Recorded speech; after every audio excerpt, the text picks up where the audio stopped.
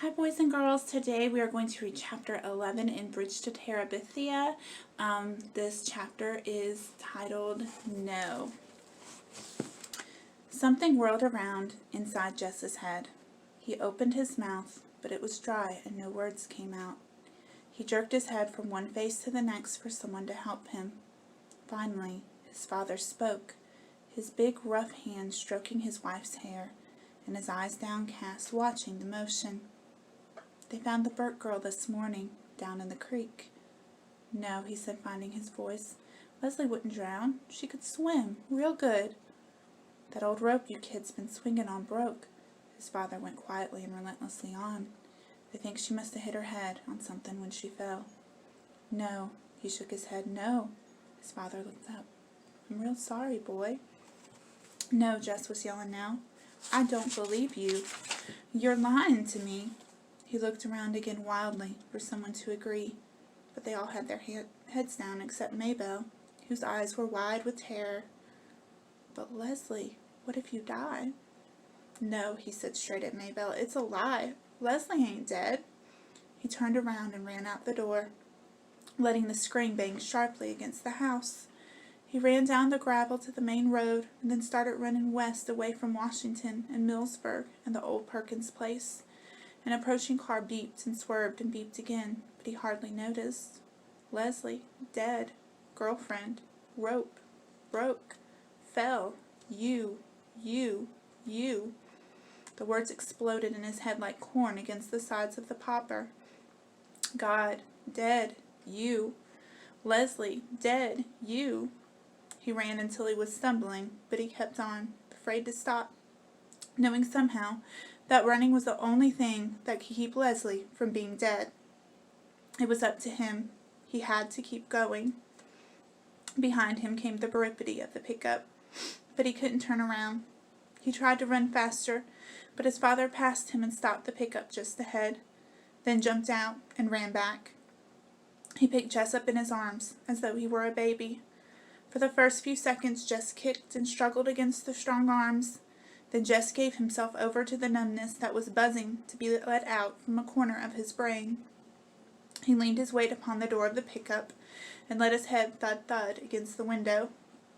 His father drove stiffly without speaking, though once he cleared his throat as though he was going to say something, but he glanced at Jess and closed his mouth. When they pulled up at his house, his father sat quietly, and Jess could feel the man's uncertainty. So he opened the door and got out, and with the numbness flooding through him, went in and lay down on his bed.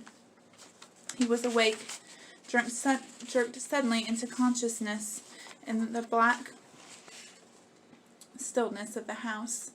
He sat up stiff and shivering, although he was fully dressed from his windbreaker down to his sneakers. He could hear the breathing of the little girls in the next bed, strangely loud and uneven in the quiet. Some dream must have awakened him, but he could not remember it. He could only remember the mood of dread it had brought with it. Through the curtainless window he could see the lopsided moon with hundreds of stars dancing in bright attendance.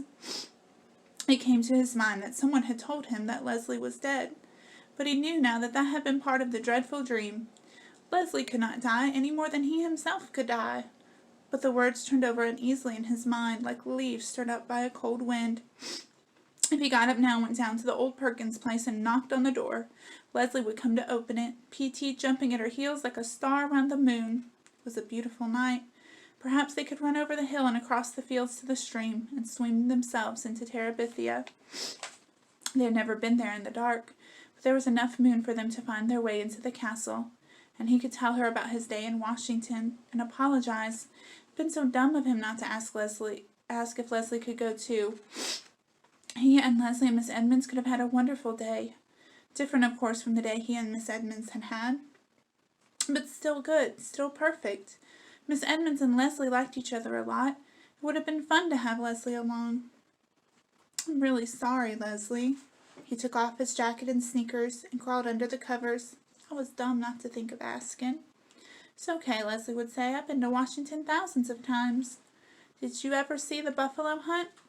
Somehow it was the one thing in all of Washington that Leslie had never seen, and so he could tell her about it, describing the tiny beasts hurtling to destruction. His stomach felt suddenly cold. Had something to do with the buffalo, with falling, with death, with a reason he had not remembered to ask if Leslie could go with them to Washington today. "You know something weird?" "What?" Leslie asked. "I was scared to come to Terabithia this morning." The coldness threatened to spread up from his stomach. He turned over and lay on it. Perhaps it would be better not to think about Leslie right now. He would go see her first thing in the morning and explain everything. He could explain it better in the daytime when he had shaken off the effects of his unremembered nightmare. He put his mind to remembering the day in Washington, working on details of pictures and statues, dredging up the sound of Miss Edmund's voice, recalling his own exact words and her exact answers.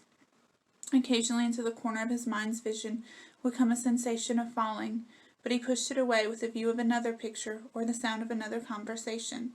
Tomorrow he must share it all with Leslie. The next thing he was aware of was the sun streaming through the window. The little girl's bed was only rumpled covers, and there was movement and quiet talking from the kitchen. Lord, poor Miss Bessie, he'd forgotten all about her last night, and now it must be late.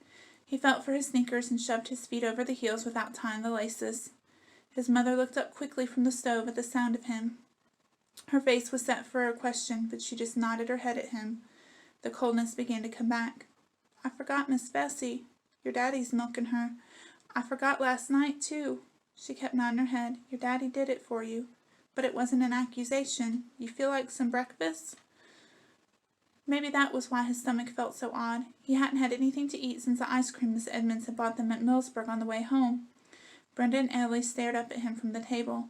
The little girls turned from their cartoon show at the TV to look at him and then turned quickly back. He sat down on the bench. His mother put a plate full of pancakes in front of him.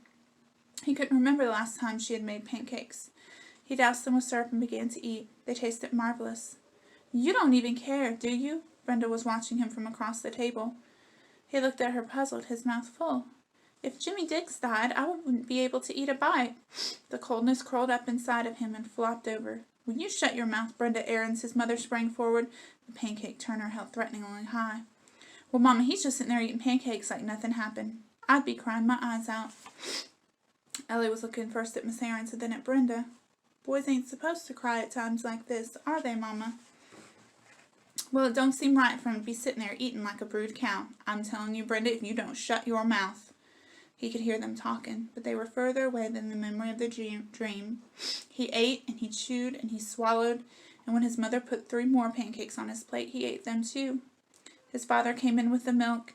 He poured it carefully into the empty cider jugs and put them into the refrigerator. Then he washed his hands at the sink and came to the table. As he passed Jess, he put his hand lightly on the boy's shoulder. He wasn't angry about the milking. Jess was only dimly aware that his parents were looking at each other and then at him. Mrs. Aarons gave Brenda a hard look, and gave Mr. Aarons a look which was to say that Brenda was to be kept quiet. But Jess was only thinking of how good the pancakes had been, and hoping his mother would put some more in front of him. He knew somehow that he shouldn't ask for more, but he was disappointed that she didn't give him any. He thought then that he should get up and leave the table, but he wasn't sure where he was supposed to go, or what he was supposed to do. "Your mother and I thought we ought to go down to the neighbors and pay respects." His father cleared his throat. "I think it would be fitting for you to come too." He stopped again, seeing you was the one that really knowed the little girl. Jess tried to understand what his father was saying to him, but he felt stupid. "What little girl?" He mumbled it, knowing it was the wrong thing to ask. Ellie and Brenda both gasped. His father leaned down the table and put his big hand on top of Jess's hand.